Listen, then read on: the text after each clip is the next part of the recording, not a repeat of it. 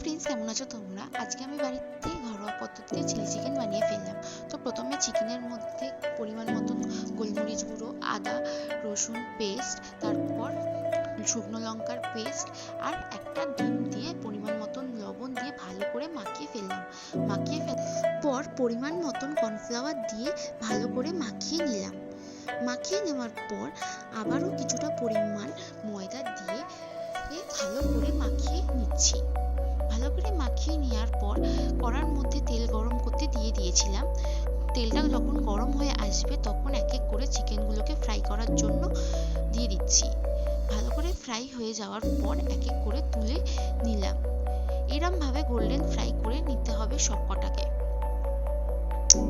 Golden fry করে নেওয়ার পর তেলের মধ্যে কেটে রাখা পেঁয়াজ, কাঁচা লঙ্কা, ক্যাপসিকাম ভাজার জন্য দিয়ে দিলাম। লাল লাল হয়ে যখন ভাজা হয়ে আসবে তখন পরিমাণ মতন vinegar, soya sauce, chilli sauce আর টমেটো কেচাপ আর শেজওয়ান সস দিয়ে ভালো করে মিশিয়ে নিলাম।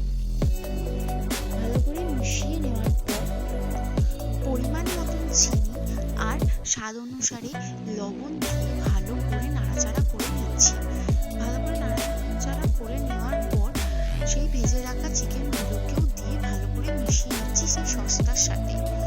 তারপর পরিমাণ মতো জল দিয়ে দিলাম। তোমরাও বাড়িতে এইভাবে বানিয়ে দেখতে পারো ঘরোয়া টাইপ চিলি চিকেন। এইভাবে বানালে সত্যিই খুব সুন্দর টেস্ট আসে, রেস্টুরেন্টের মতন। তোমরাও বানিয়ে দেখতে পারো।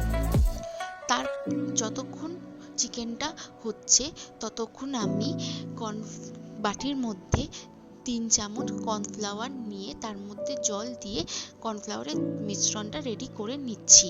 চিকেনটা যখন রেডি হয়ে আসলো পরিমাণ মতন গোলমরিচ গুঁড়ো আর কর্নফ্লাওয়ারের জলটা দিয়ে ভালো করে নাড়াচাড়া করে নিলাম। ভালো করে মিশিয়ে নেওয়ার পর আমাদের চিলি চিকেন রেডি।